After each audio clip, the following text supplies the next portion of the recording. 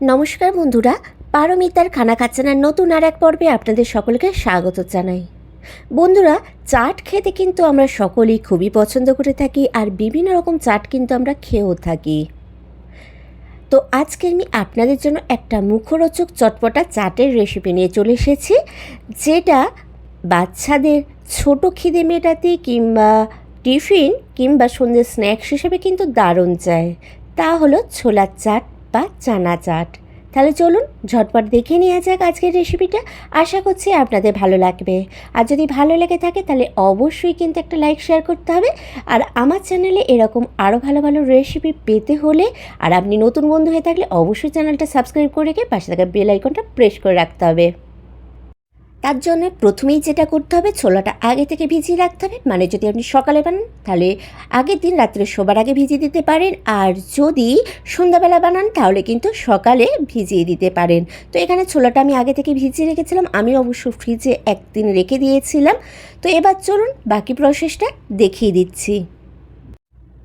তো প্রথমেই আমি এখানে একটা নিয়ে নিয়েছি প্রেশার কুকার, আর প্রেশার কুকারের মধ্যে দিয়ে দিচ্ছি প্রথমে ছোলাটা। এবার ছোলাটা দেওয়ার পর এর মধ্যে আমি দিয়ে দিলাম প্রয়োজন মতো জল, আর দিয়ে দিচ্ছি স্বাদ মতো নুন। প্রায় এখানে আমি হাফ টিস্পুনের মতো নুন দিয়েছি, যাতে নুনটা ছোলার ভেতর পর্যন্ত ভালোভাবে পৌঁছে যায় যখন ছোলাটা সেদ্ধ হবে। তো আমি এইভাবে মিডিয়াম টু লো ফ্লেমে 3 থেকে 4টে সিটি দিয়ে নেব। তো 3-4খানা সিটি দেওয়া হয়ে যাবার পর যখন কুকারটা ঠান্ডা হয়ে গেছে, আমি ঢাকনাটা খুলে দেখিয়ে দিচ্ছি ছোলাটা দেখুন কতটা ভালোভাবে সেদ্ধ হয়ে গেছে। একটা আমি চেপে দেখিয়ে দিচ্ছি, ছোলাটা দেখুন সুন্দরভাবে সেদ্ধ হয়ে গেছে। তো ছোলাটা যতক্ষণ পর্যন্ত না ভালোভাবে সেদ্ধ হচ্ছে আপনারা কিন্তু ভালোভাবে সেদ্ধ করে নেবেন। এবার এই ছোলাটা জল সমেত কিন্তু আমি রেখে দেবো। তো এখানে আমি অন্য একটা বাটি নিয়ে নিয়েছি। এবার এই বাটির মধ্যে আমি একটা মশলা বানিয়ে নেব। তার জন্য এখানে দিয়ে দিচ্ছি হাফ টিস্পুনের মতো ধনে গুঁড়ো, আর দিয়ে দেবো 1/4 টিস্পুনের মতো হলুদ গুঁড়ো, আর আমি দেবো এর মধ্যে 1 টিস্পুনের মতো কাশ্মীরি লাল লঙ্কার গুঁড়ো। এটা কিন্তু টোটালি অপশনাল, আপনারা চাইলে দিতেও পারেন আবার নাও পারেন। এটা শুধুমাত্র একটা সুন্দর কালার আসার জন্য ব্যবহার করছি। আর এর মধ্যে আমি দিয়ে দিচ্ছি স্বাদ মতো নুন। নুনটা অবশ্যই নিজেদের স্বাদ মতো দেবেন, তবে খেয়াল রাখবেন ছোলা সেদ্ধ করার সময় কিন্তু আমরা নুনের ব্যবহার করেছি। আর এখানে দিয়ে দিলাম হাফ টিস্পুনের মতো আমচুর পাউডার। আপনারা চাইলে কিন্তু এখানে চাট মশলারও ব্যবহার করতে পারেন। এবার আগে থেকে যে আমি ছোলাটা সেদ্ধ করে রেখেছিলাম, সেই ছোলা সেদ্ধর জলটা দিয়ে কিন্তু আমি এই মশলাটা ভালোভাবে গুলে নেব। তো ছোলা সেদ্ধ জলটা দিয়ে দিচ্ছি, দিয়ে একটা চামচের সাহায্যে আমি মশলাটা খুব ভালোভাবে মিশিয়ে নিচ্ছি। নিয়ে এই মশলাটা আমি সাইডে রেখে দেবো, কেননা এই মশলাটা আমি পরে ব্যবহার করব। অন্যদিকে একটা কড়াই গরম করতে বসিয়ে দিয়ে তার মধ্যে দিয়ে দিচ্ছি প্রয়োজন মতো সর্ষের তেল। আমি এখানে 1 টিস্পুনের মতো সর্ষের তেল দিয়েছি, খুব একটা বেশি তেল ব্যবহার করার প্রয়োজন নেই। তেলটা গরম হয়ে যেতে এর মধ্যে দিয়ে দিলাম আমি হাফ টিস্পুনের মতো জিরে, আর 1 চিমটের মতো হিং। হিং কিন্তু আমাদের গ্যাস অম্বল দূর করার জন্য খুবই উপকারী। এটা একটু নাড়াচাড়া করে নিয়ে এর মধ্যে দিয়ে দিলাম হাফ টিস্পুনের মতো আদা, সেটা গ্রেট করে রেখেছিলাম। আপনারা চাইলে আদা কুচি কিংবা আদার পেস্টও এখানে দিতে পারেন। এবার আদাটা ভালোভাবে নাড়াচাড়া করে আমি তেলের মধ্যে ভেজে নিলাম যতক্ষণ পর্যন্ত না আদার গন্ধটা চলে যাচ্ছে। এবার এর মধ্যে দিয়ে দিলাম আগে থেকে তৈরি করে রাখা মশলাটা। তেলের সাথে ভালোভাবে মশলাটা নাড়াচাড়া করে নিলাম। নিয়ে এবার ওই বাটিতেই সামান্য পরিমাণ জল নিয়ে আমি বাকি যেই মশলাটা লেগেছিল সেটাও ধুয়ে দিয়ে দিলাম। এবার এই মশলাটা খুব ভালোভাবে আমি কষিয়ে নেবো যতক্ষণ পর্যন্ত না মশলা থেকে তেল ছেড়ে আসছে। তো দেখুন বেশ কিছুক্ষণ কষিয়ে নেওয়ার পর মশলা থেকে তেল ছেড়ে এসেছে। এবার এর মধ্যে আমি দিয়ে দিচ্ছি আগে থেকে সেদ্ধ করে রাখা ছোলাটা।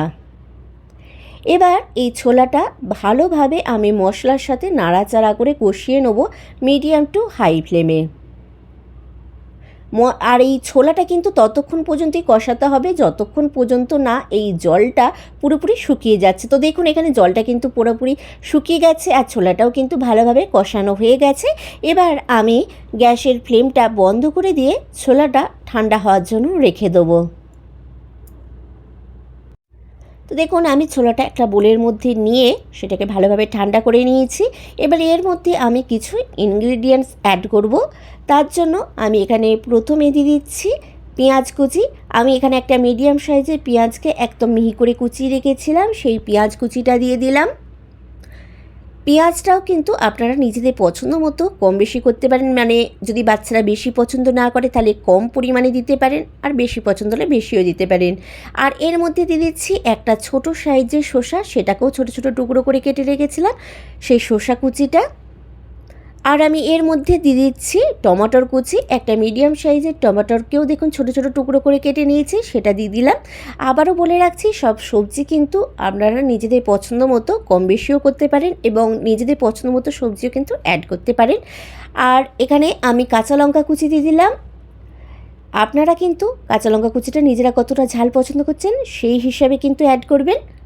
আর আমি এখানে দিয়ে দিচ্ছি কিছুটা পরিমাণে ধনেপাতা কুচি। এবার এই সব কটা সবজি দিয়ে আমি ছোলাটাকে ভালোভাবে একবার মিশিয়ে নেব।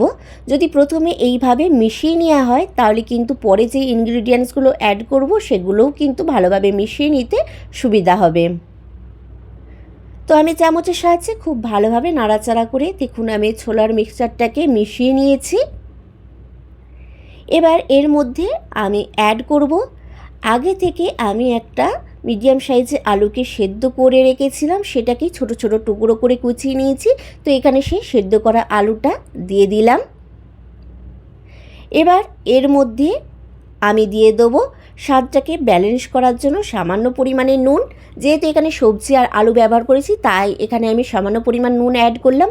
যদি আপনাদের আর নুন অ্যাড করার প্রয়োজন না হয় তাহলে নাও অ্যাড করতে পারেন, আর প্রয়োজন হলে নুন অ্যাড করতে পারেন। আর দিয়ে দিলাম একটা পাতি লেবুর অর্ধেকটা লেবুর রস। আপনারা চাইলে এখানে কিন্তু আমচুর পাউডার আর চাট মশলারও ব্যবহার করতে পারেন।